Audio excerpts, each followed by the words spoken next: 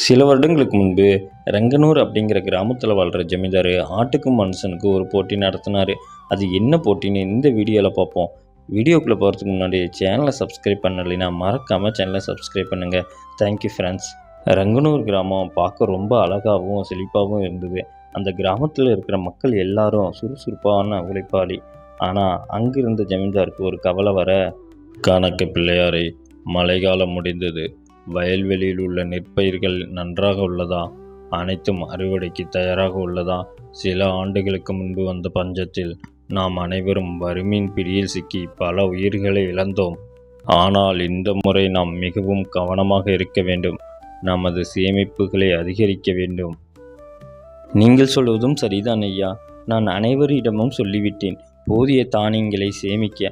ஆனால் இதை போலத்தான் கடைசி பஞ்சத்திலும் செய்தோம்.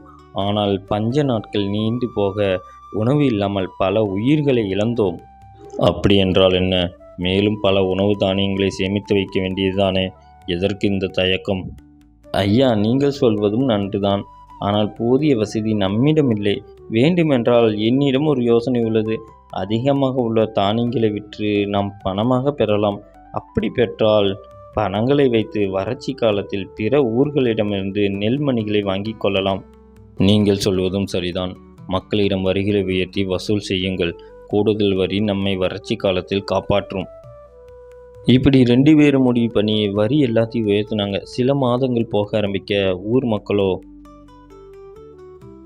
ஏங்க, உங்களுக்கு ஒரு விஷயம் தெரியுமா? ஜமீன்தார் வரியை உயர்த்தி கப்பம் வசூலிக்க சொல்லியிருக்காராம்.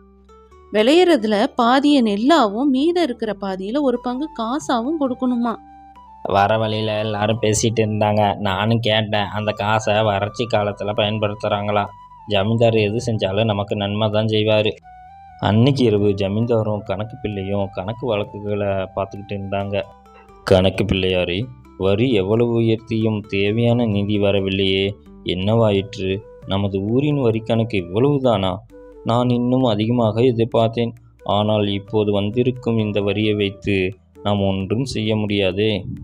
ஐயா, நீங்கள் சொல்வதும் சரிதான். ஆனால் நாம் என்ன செய்ய முடியும்? நம் ஊரின் சக்தி இவ்வளவுதான். வேறு வழி இல்லை. நானும் அனைவரிடமும் சொல்லி யாரையும் விடாமல் வரி வாங்கியுள்ளேன். இப்படி கணக்கு புள்ள பேச ஜமீன்தாருக்கு மனசுக்குள்ளே ஏதோ தப்பாப்பட்டது. அவரு, சரி கணக்கு பிள்ளையாரே, நீங்கள் இங்கிருந்து கிளம்புங்கள். நாளை சந்திப்போம், நேரமாக்கி விட்டது. இப்படி ஜமீன்தார் சொல்ல கணக்கு புள்ள அங்கிருந்து கிளம்பி போனார். எனக்கு என்னமோ அனைவரின் மேல் சந்தேகம் உள்ளது. கணக்கு வழக்கு சரியாக வரவில்லை. நாம் என்ன செய்வது? வேறு வழியே இல்லை. நாம் குருஜி அவர்களை பார்த்து இதை பற்றி பேச வேண்டியதுதான். அடுத்த நாள் காலையில் இப்படி சொல்லிட்டு குருஜியை பார்க்க ஜமீன்தார் கிளம்பி போனார். அங்கே போய் நடந்த எல்லாத்தையும் குருஜி கிட்ட சொல்ல அவரோ ஒரு யோசனை சொன்னார். அதை கேட்ட ஜமீன்தாரோ, நீங்கள் சொல்வது விசித்திரமாக உள்ளது. ஆனால் அனைவருக்கும் பாடம் எடுக்க வேண்டிய நேரம் வந்துவிட்டது. அவர்களுக்கு இதை உணர்த்தியே ஆக வேண்டும். இப்படி சொல்லிட்டு ஜமீன்தார் அங்கிருந்து கிளம்பி போனார். அடுத்த நாள் ஊருக்குள்ள, ஏங்க, இன்னைக்கு சாயந்தரம் ஒரு விசித்திரமான போட்டி ஒன்ன ஜமீன்தார் வச்சிருக்காரு. அது என்னன்னா, ஆட்டுக்கும் மனுஷனுக்கும் போட்டியாம். எல்லாத்தையும் வர சொல்லியிருக்காரு. என்னது, ஆட்டுக்கும் மனுஷனுக்கும் போட்டியா? விசித்திரமாக இருக்கே, அதை பார்த்தே ஆகணும். எல்லாரும் ஒன்று கூடுனாங்க. எல்லாத்துக்கும் என்ன நடக்க போகுதுன்னு ஒரே ஆர்வம். ஜமீன்தாரோ, இங்கே பாருங்க, இங்கே ஆட்டுக்கும் மனுஷனுக்கும் இடையில தான் போட்டி. ஆட்டுக்கு தனியாக ஒரு வெண்ணக்கட்டி இருக்குது.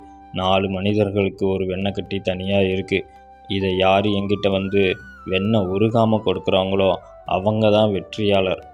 இப்படி சொல்ல மக்களுக்கு ஒன்றும் புரியல. இவர் என்னத்த சொல்ல வர்றாரு? ஒன்றும் புரியல. என்ன நடக்குதுன்னு பார்ப்போம். போட்டி ஆரம்பிக்க ஆடு நேராக போய் வெண்ணெய் கட்டிய ஜமீன்தார்கிட்ட கொடுக்க வெண்ணெய் கட்டி அப்படியே இருந்தது. உருவத்திலே எந்த மாற்றமும் இல்லை. அந்த பக்கம் வெண்ணெய் கட்டி பல மனிதர்களை கடந்து ஜமீன்தார்கிட்ட போக அளவில் ரொம்ப சின்னதாக போச்சு. ஜமீன்தாரோ, மக்களே, இந்த வெண்ணெய் கட்டி தான் நீங்கள் கொடுக்கும் வரி.